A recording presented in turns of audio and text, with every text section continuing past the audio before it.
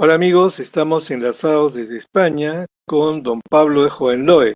Don Pablo de Hohenlohe es vicepresidente de la Fundación Medinaceli de España. La Fundación Medinaceli es una fundación que reúne la familia y herencia de la familia Medinaceli, una familia muy antigua y muy importante en España. La familia entera reúne más de 50 títulos nobiliarios.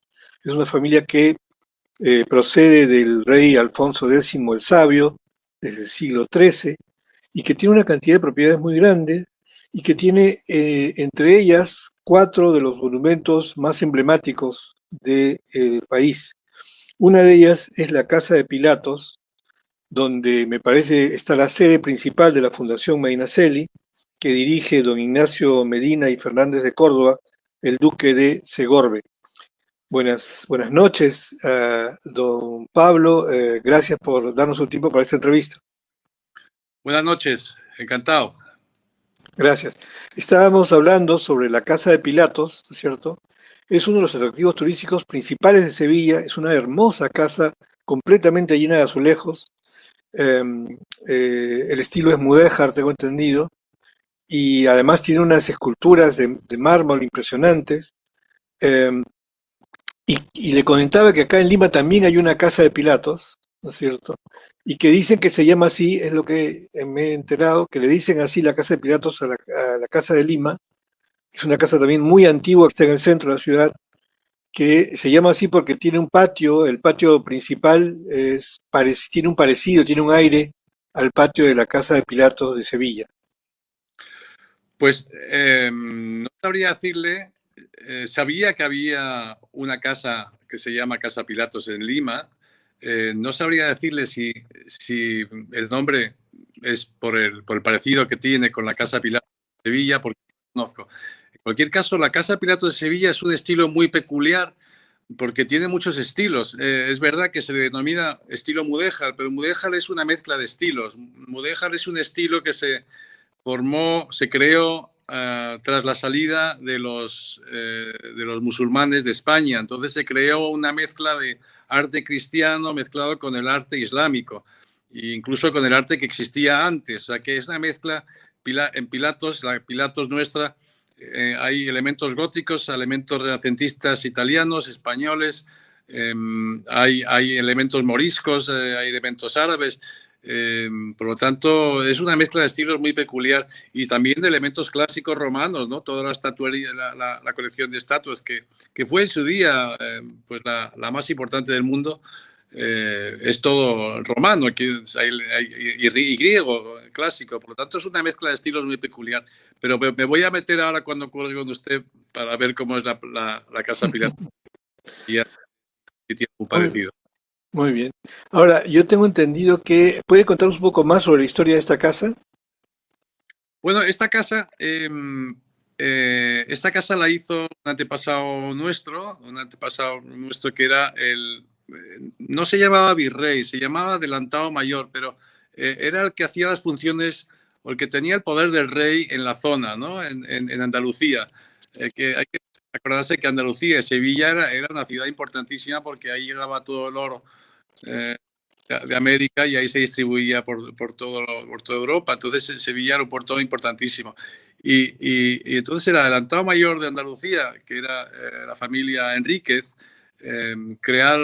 construyeron esa casa, que no solo era su casa particular, era una especie de ministerio, porque ahí pues este adelantado mayor era el juez supremo, era el notario mayor, era el jefe de la policía, en fin, tenía todo tipo de cargos, ¿no? En esa época, pues era como el rey de Andalucía. Tanto de esa casa, la parte de arriba era su casa particular y la parte de abajo, pues era un ministerio donde se iba desde a comerciar, a firmar, a dictar leyes, a juzgar a gente. Era una casa pues con mucho movimiento. Y la casa no se hizo tal como es de una tirada. La casa fue a medida que pasaba de generación en generación, cada uno iba aportando y le iba ampliando. Por eso es tan curiosa, porque hay muchos estilos, ¿no? El último del siglo XIX, pero En el siglo XVI hubo una gran ampliación por parte de un bisnieto del primero que era virrey en Nápoles y Sicilia, y entonces trajo todo el arte y arquitectos italianos, entonces hizo un palacio italiano pegado al palacio original Mudéjar del que hablábamos antes. Por lo tanto, es una casa muy curiosa, muy bonita. Hay gente que la considera la casa más bonita del mundo, precisamente por lo original que es y bueno, por las características arquitectónicas que tiene. Y históricamente siempre ha sido una casa muy importante. Siempre fue la casa más importante de Sevilla, probablemente de Andalucía, y pues porque ya era una casa en la que pasaba de todo, ¿no? Y bueno, pues está muy bien mantenida, está ahora en un momento muy bueno, porque se ha ido arreglando muchas cosas que durante siglos se han ido dejando, y entonces ahora mismo, gracias a la Fundación, se han hecho grandes mejoras en toda la casa. Tengo entendido que cerca de la casa está el Archivo de Indias, ¿correcto? Sí, no está lejos, está a un kilómetro quizá. Muy bien. Ahora, ¿desde qué época le pertenece a la familia esta casa? Desde que se hizo. La casa se hizo a final del siglo XV, y desde esa época es de la familia. Lo que pasa es que no es de la familia, no la hizo el duque de Medinaceli, la hizo un marqués de Tarifa, que luego se convirtió en duque de Alcalá, y la familia del duque de Alcalá, por matrimonio, entroncó con la familia Medinaceli por matrimonio en el siglo XVII. Muy bien. Ahora, tengo entendido que también tiene un archivo ahí muy importante de las familias que pertenecían al ducado, ¿correcto? Sí, en Pilatos tenemos el archivo más importante. Bueno, el archivo importante está en Tavera, que es otra de las casas importantes que está en Toledo. Ahí está el grande. En Sevilla tenemos todos los archivos relacionados con Andalucía. Es verdad que una vez estaban juntos, todos los archivos españoles estaban unidos, pero ahora no querían, el Estado no nos ha dejado sacarlos de Andalucía. Entonces, han quedado ahí todos los relacionados con los títulos de procedencia andaluza. En cambio, todos los demás están en Toledo, donde está el Palacio de Tavera, que ahí hay un archivo, el archivo de la nobleza nuestro, que es el más importante de España, extenso y el más importante de España. Ahora, otra de las propiedades de la familia, tengo entendido, es el famoso Hospital de Tavera, ¿no es cierto? Ahí es, ahí es. Es palacio y es hospital. Yo lo he llamado palacio porque hay una parte que era palacio, otra, bueno, antiguamente era hospital, se fabricó cuando se hizo un hospital, ¿no? En el siglo XVI, pero luego ya más adelante se transformó en vivienda y en museo, y ya se llama, pues hay gente que lo llama palacio y hay gente todavía que lo llama de su nombre original, que es el Hospital de Tavera. Muy bien, pero ahora es un atractivo turístico, digamos. Es un museo. Bueno, es un edificio inmenso. Fue el edificio más grande de Europa cuando se construyó, pero el objeto inicial era hacer un hospital muy moderno para la época, ¿no? Era la primera vez que se consideraba cosas tan obvias como la ventilación y que el hospital estuviese alejado de la población. Y, en fin, para su época fue un edificio, un hospital muy de vanguardia. Y era enorme, tenía una arquitectura italiana clásica, que lo podrán ver, si lo meten en internet lo pueden ver. Y luego ya más adelante, y sirvió de hospital hasta principios del siglo XX. Incluso todavía mantenemos la botica, la farmacia original del siglo XVI está intacta, que probablemente sea la farmacia más antigua, si no es del mundo, pues de las más antiguas del mundo, ¿no? Con todos los frascos, con todos los botes, con todas las plantas medicinales, incluso los minerales, que las gemas que se usaban para curar, ¿no? Antiguamente se usaban gemas para curar. Pues todo eso lo mantenemos todavía como fue en su día. Ese es un atractivo, me imagino, importantísimo, ¿no? Ahora, también Sí, y hay además, otro, no, perdón, y decía que también es museo. Ahí, curiosamente, ese hospital, cuando se hizo, tenía una colección de cuadros impresionante. Fue el Greco el que usaron de decorador del hospital y la capilla, que se llama capilla, pero las proporciones son casi de catedral. Pues todo el retablo de la misma fue ideado por el propio Greco y ejecutado por su hijo. Y los cuadros que cuelgan de las paredes y de la sacristía son grecos. Y hay una colección de grecos, quizás sea la colección de grecos privada más importante del mundo, ¿no? Y ahí también está un museo que se puede visitar. muy bien, otra de las propiedades es la Sacra Capilla del Salvador. Tengo entendido que está en Úbeda. Úbeda. Sí, Úbeda. Úbeda, en España, cuando uno quiere decir que algo está muy lejos, siempre dice, eso está en los cerros de Úbeda. Eh, en Perú sí hay alguna expresión cuando uno quiere hacer referencia a que algo está muy lejos y pues esto es Úbeda. Úbeda ya no tanto, pero estuvo en mitad de nada hasta hace poco porque no había, las conexiones eran muy malas. Y en mitad de nada se hizo en el siglo XVI un antepasado mío, Francisco de los Cobos, que era el mano derecha del emperador Carlos V.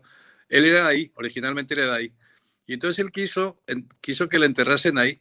Y para que le enterrasen, pues mandó a construir esta capilla, que una vez más, el término capilla, pues no le viene muy pequeño, porque son proporciones inmensas y cuando uno lo ve dice, por Dios, esto es todo menos una capilla, ¿no?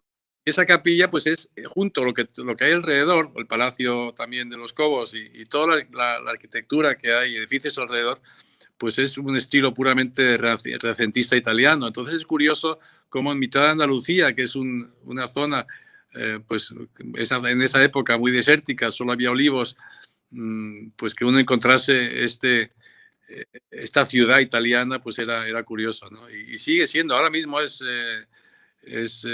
UNESCO, es Patrimonio de la Humanidad y es una de las ciudades, junto con Baeza, que está al lado, más impresionantes, yo diría, de España, ¿no? Y el monumento clave, el monumento más importante de esta ciudad es la Capilla del Salvador, que ya le digo que fue una capilla que lo hizo el propio Francisco de los Cobos para enterrarse, pero bueno, obviamente tiene los usos sacramentales de cualquier iglesia católica, ¿no? Bueno, además tengo entendido, porque he visto en un video, un documental donde está el catafalco, donde está sepultado ese antepasado suyo, hecho completamente de mármol, una talla muy, muy bonita e impresionante, el féretro. Sí, no, ahí ahora me está hablando del sarcófago del cardenal Tavera. Ese Ah, es el, es el cardenal. sí, ese es un sarcófago hecho por Berruguete. Berruguete era pues un discípulo de Miguel Ángel, era el Miguel Ángel español. Y él trabajó, es que es verdad que él trabajó también en el retablo de Úbeda.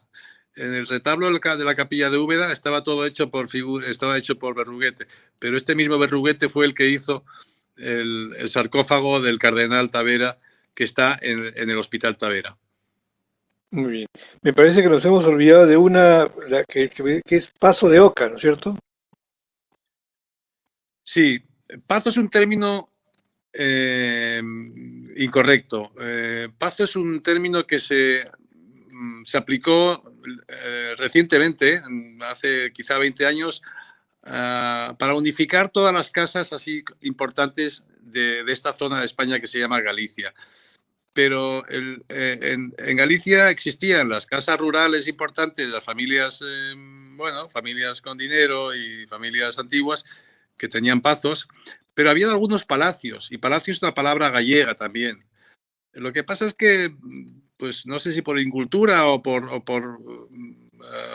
facilitarlo, pues unificaron todo y quitaron la palabra palacio y lo llamaban pazo a todo, pero no es así. Es un palacio, los orígenes son del siglo XIII o XIV, pero hasta el siglo XVI no perteneció a mi familia. Mi familia lo compró.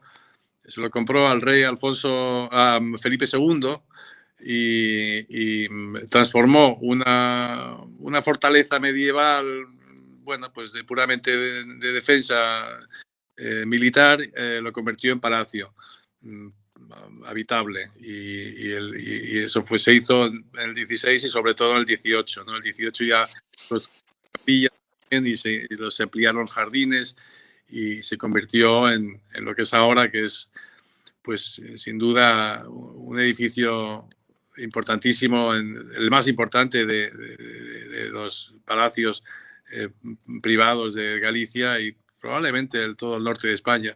Y es muy conocido por los jardines que tiene. Hay gente que lo llama el Versalles de Galicia y el Generalife del Norte, y hay términos comparativos con otros palacios importantes del mundo, y eso vale la pena verlo, es impresionante. Ahora además también está en un momento óptimo, ¿no? Nunca ha estado tan bien como ahora, gracias al trabajo que la Fundación ha realizado. Bueno, eso me parece interesante. Ahora, resulta que la familia tiene 14 monumentos nacionales, hemos hablado solamente de 4, pero me imagino que los otros también van en restauración. ¿En qué situación están las otras propiedades? Exactamente. Hay algunos que están en restauración y hay otros que están en mantenimiento, que lo que quieren es que... hay veces que cuando algo está ya muy mal, lo que se pretende es que no vaya peor, ¿no? Y hay monumentos, hay ruinas que son muy dignas, que son muy bonitas tal como están, que están en sitios donde no vale mucho la pena gastar tal cantidad de dinero porque está en un sitio que nadie va a ir a visitar. Entonces lo que hay que hacer es mantenerlo, iluminarlo bien, que no pierda su dignidad y mantenerlo tal como está. En cambio, los monumentos donde están en un sitio pues más a mano, cerca de una ciudad o en un sitio de paso, eso sí vale la pena restaurarlos y que la gente los pueda visitar. Y algunos están en una condición y otros en otro. Todos tienen, casi todos, en casi todos se trabaja y en algunos se mantiene y en otros pues se va mejorando y intentando que algún día pues estén como los 4 principales, ¿no? Los 4 principales son los que hemos hablado hasta ahora. Muy bien, a propósito de esto, también usted acaba de mencionar que en el hospital, lo que era el hospital, es en realidad un palacio ahora, y están una serie de cuadros del Greco y hay otros cuadros de otros artistas famosos también. Me imagino que en las 4 propiedades hay un patrimonio mueble y muy importante, o sea, esculturas, obras de arte, etcétera, que deben estar valorizadas en muchísimo dinero. ¿Y le pertenecen al Estado español? ¿Le pertenecen a la familia? ¿A quién le pertenece? Todo pertenece a la fundación. La fundación es, digamos, autónoma, es soberana. O sea, en el momento que mi abuela, la duquesa de Medinaceli, crea la fundación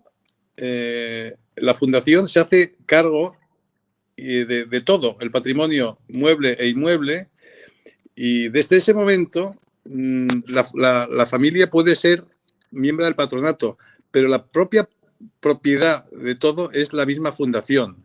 Por eso está hecho para que... Para que no se divida. Para que no se divida, porque uno, si no, tendría la tentación, bueno, esta es una familia, pero esto lo quitamos y esto lo metemos y esto tal, y al final acaba todo deshecho. Entonces, es una fundación con sus patronos, que bueno, hay miembros miembros del patronato, son algunos de los miembros de la familia, pero hay, en la mayor parte, son gente independiente que lo que quiere es que se conserve el patrimonio tal como está, y ese es el motivo único de la fundación, ¿no? Claro, Todo es propiedad de la fundación. Me hablaba de los cuadros, sí, es verdad que hay una colección de cuadros importantísima. Hay cuadros de una calidad excepcional. Algunos están cedidos por un tiempo determinado al Museo del Prado. En Tavera, en el Hospital Tavera, está la colección de Grecos. Hay muchos cuadros de origen italiano, español, hay mucho. Aún así, con todo lo que hay, no llega ni al 10% de lo que había en su día. En su día, quiero decir, hace 50 años, tampoco hablo de hace 5 siglos. Entonces, otro de los objetivos de la fundación es recomprar todo lo que en su día se fue distribuyendo mediante herencias. Y eso es en lo que estábamos ahora. Desgraciadamente, llevamos un ritmo muy bueno de compras que se ha parado debido al virus, al COVID.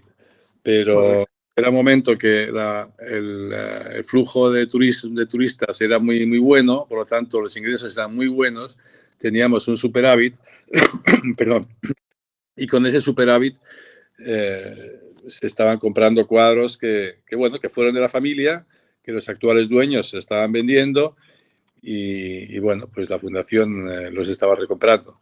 Desgraciadamente hemos tenido que congelarlo por ahora, pero esperamos seguir comprando, ¿no? Ese es uno de los objetivos de la fundación.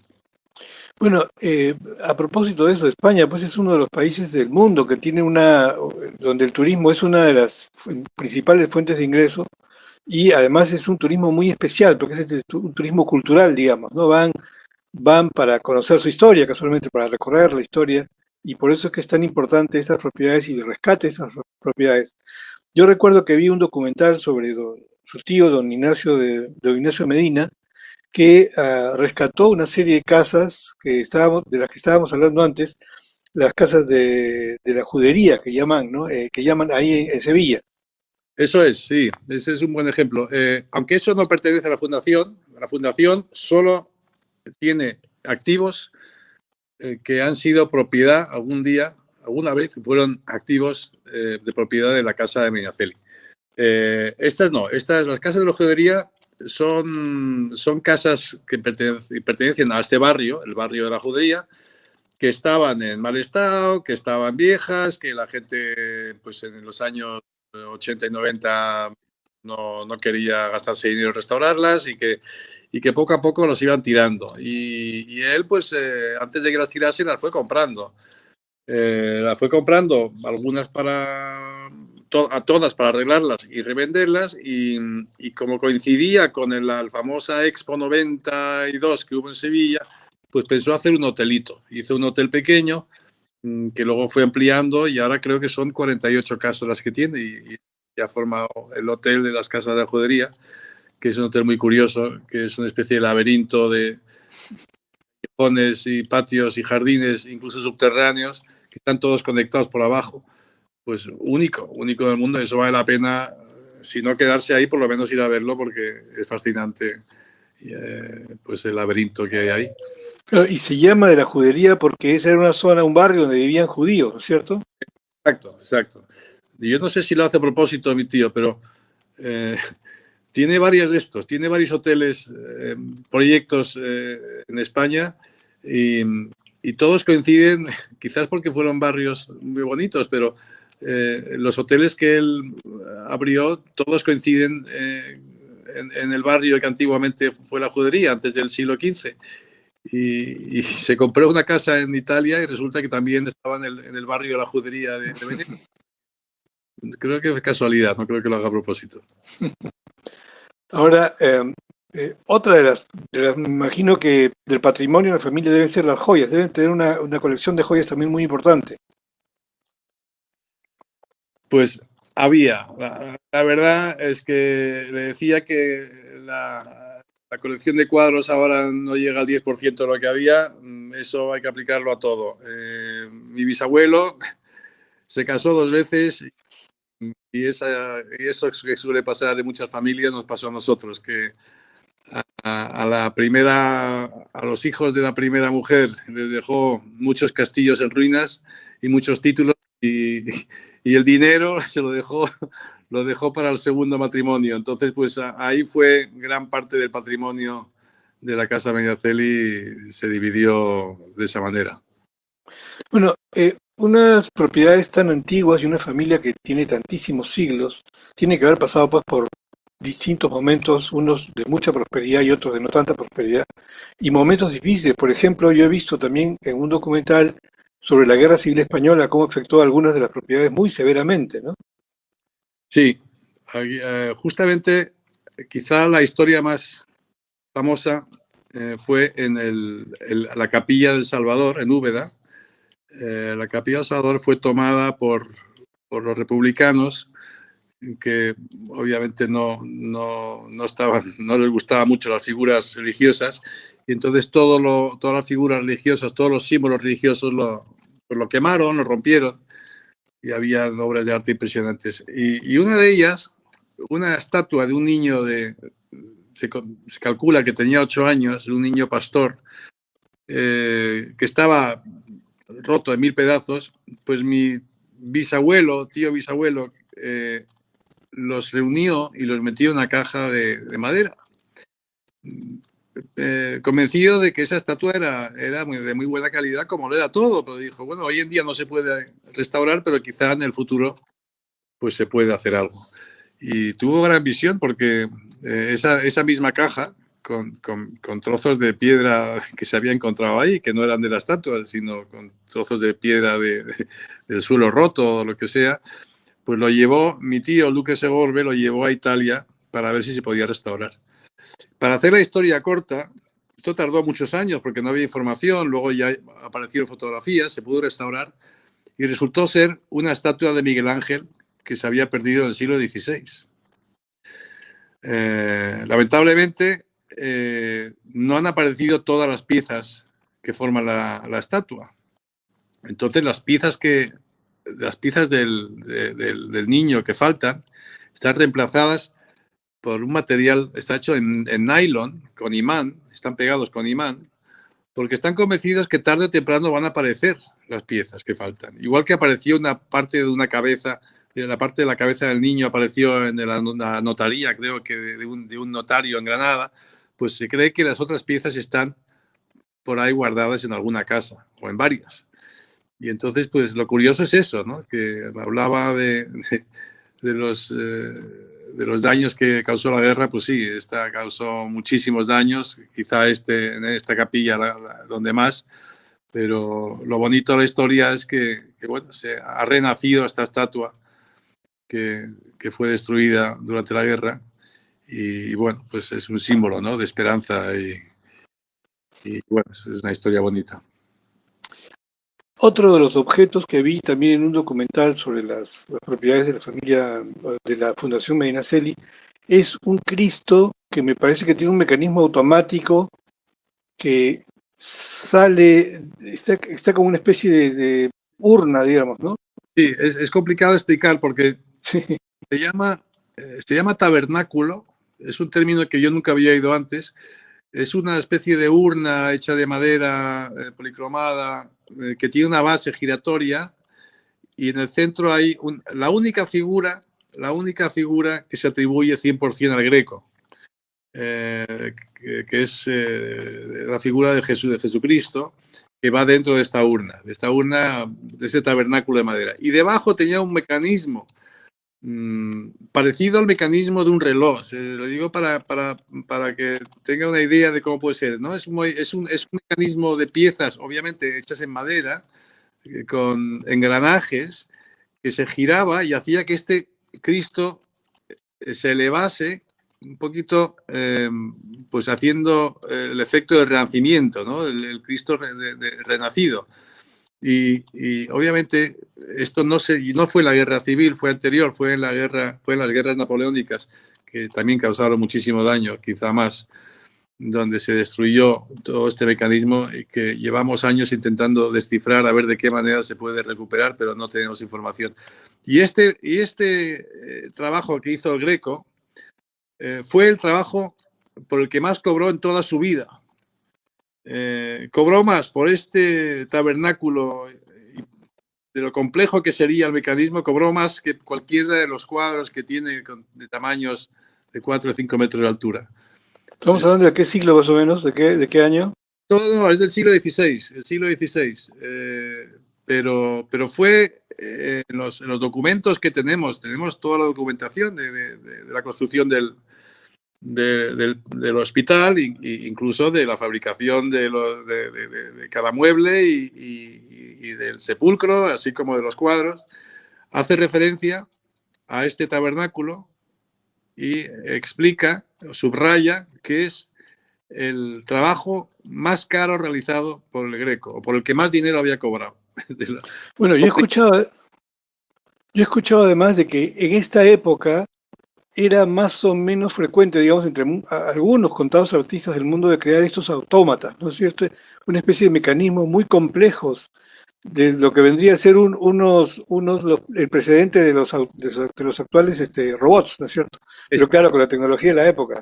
Pues es exactamente, es un autómata, solo que en lugar de ser un monstruo o un robot moviéndose, es un mecanismo parecido al de un reloj, hecho en tamaño pues, 70 centímetros de diámetro, 80 centímetros de diámetro, con piezas de madera y engranajes, y que uno le da cuerda y este Jesucristo pues aparece de abajo y va subiendo y da el efecto de renacimiento, de renacir, de resurgir, ¿no? Pues es exactamente eso.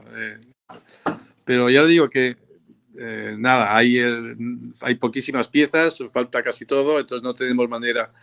No hay ningún dibujo, ningún plano de cómo estaba hecho, por lo tanto no tenemos idea de cómo restaurarlo. Ha habido gente que lo ha estudiado, pero no hemos avanzado, Sin desgraciadamente. duda, pues, así como esta, hay muchísimas piezas que no son invaluables en realidad, ¿no? Sí, sí. Lo del arte es, hay cosas que, bueno, pues el precio sube y baja, ¿no? Hay épocas, hay años en que la época, un tipo de arte vale más que otro, pero hay objetos que son únicos, ¿no? Tenemos en el Prado, tenemos La Mujer Barbuda, que es la obra, la obra cumbre de Rivera, pues que eso es único, ¿no? Eso es único. También tenemos estos mismos Grecos, los que tenemos son también, de los que tenemos, los 6 que tenemos son, quizás están entre los 10 más importantes que hizo, ¿no? Y son obras incalculables, de valor incalculable, ¿sí? O el San Juanito, el San Miguel Ángel, pues es la única estatua de Miguel Ángel privada en el mundo. Por lo tanto, ¿qué valor tiene eso? Pues no sé, ¿cuánto vale un tigre? No lo sé.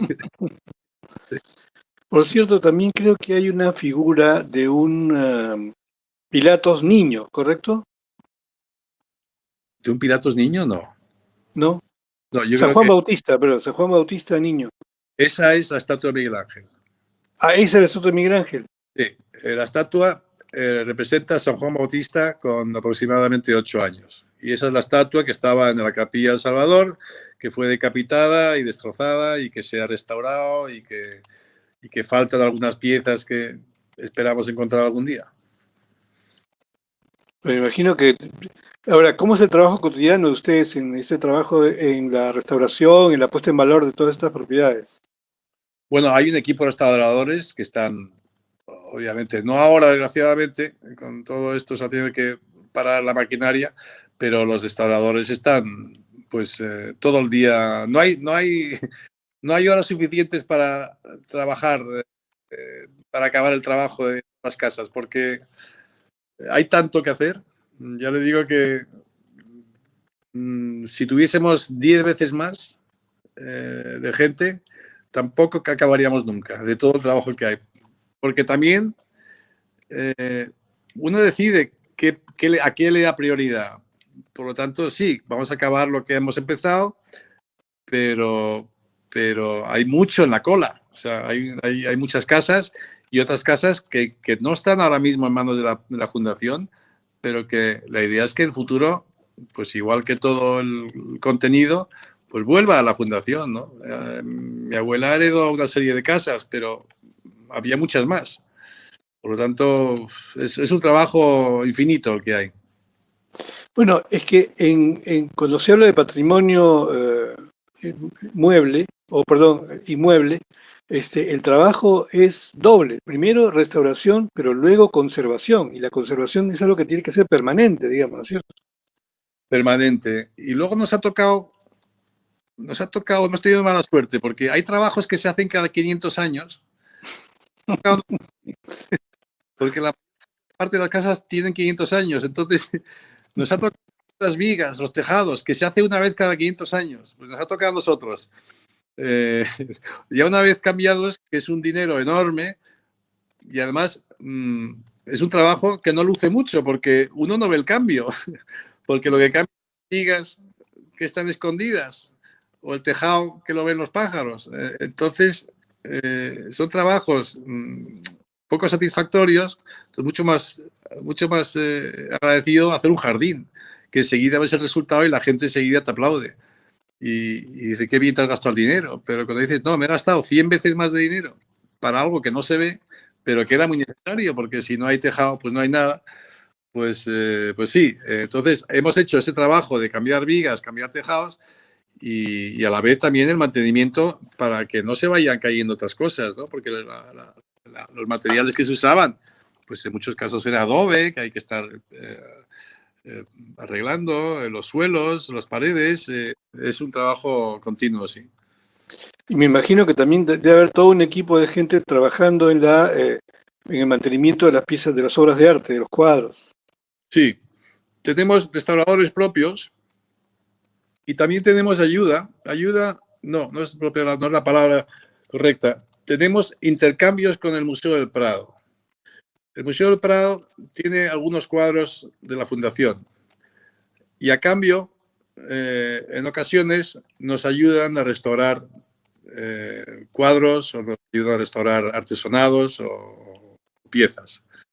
Pero aún así también tenemos nuestro equipo propio, con una experiencia enorme, que algunos han trabajado en el Vaticano y que están fijos como asalariados por la Fundación. Muy bien, bueno, ¿qué planes? Supongamos que no hubiera COVID, supongamos que esta situación de la pandemia se resuelve pronto. ¿Cuál sería el siguiente paso que hacen ustedes? ¿Qué cosa que se quedó pendiente por hacer?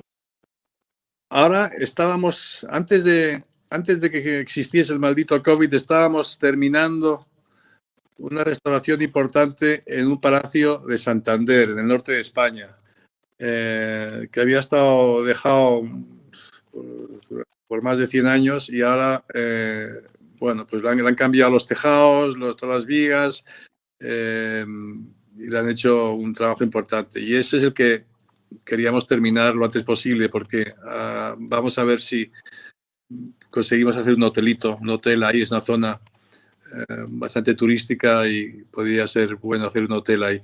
Y ese es el trabajo que estaba pendiente. Aún así, cada una de los monumentos tiene un calendario y de trabajos a realizar que se hacen paralelamente.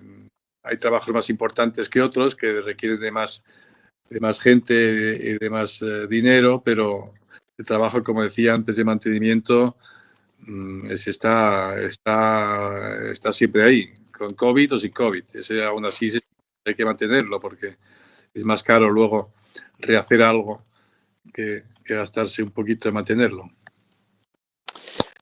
Siendo una familia tan antigua y tan importante, ustedes deben tener propiedades también en otros países. ¿Llegaron a tener propiedades en América, por ejemplo? No, mi familia, las familias importantes españolas se concentraban más en Europa. Les interesaba más lo que estaba pasando en Europa. Eran las familias quizá justo por debajo las que fueron a conquistar o a traer dinero de ahí, pero ellos lo que tenían que hacer era mantener lo que ellos tenían aquí. Tenían muchísimos intereses en España. En esa época las familias importantes en España, que eran una decena, eran los que prácticamente tenían el 100% de la propiedad en España. Entonces, irse a América significa dejar sus propiedades un poquito a la mano de Dios. Entonces, no, mi familia siempre tuvo intereses en España y en Italia, donde fueron virreyes. Muy bien, bueno, le agradezco muchísimo por su tiempo, ha sido muy interesante conversar con usted. Vamos a ver a lo largo de esta entrevista algunas fotos que tienen que ver con las propiedades de la familia de la Fundación Medinaceli. Y bueno, pues ojalá que tenga usted oportunidad de venir acá a Lima para conocer la Casa Pilatos y otras, porque cuando yo he visto incluso las casas estas de la judería, uno reconoce en esta arquitectura morisca o en esta arquitectura de sevillana muchas cosas que uno encuentra en Lima también, en la Lima colonial, ¿no? Obviamente, sí, porque toda esa arquitectura colonial proviene de España. Correcto, Yo eso lo veo correcto. de Indias, también en Colombia. Estuve recientemente también, vi mucha similitud con la arquitectura que uno encuentra al sur de España. Sí, sí, tiene razón. Bueno, ¿y Pero tiene planeado venir a Lima? es de los sitios que más quiero ir. Ahora con más motivo, tras saber lo que me ha dicho de la Casa Pilatos, motivos artísticos, históricos y también gastronómicos, que Sí. tienen gran fama. Por lo tanto, sí, ya tengo 3 motivos importantes para ir. Espero que se pueda ir pronto. Ahora mismo estamos todos pues rezando a que esto pase, pero desde luego que Lima es uno de los objetivos que tengo a corto plazo. Muy bien, muchísimas gracias, don Pablo. Ha sido un gusto conversar con usted. Muchas gracias a usted. Hasta pronto. Hemos conversado con don Pablo de Hohenlohe, vicepresidente de la Fundación Medinaceli. Muchas gracias. Gracias.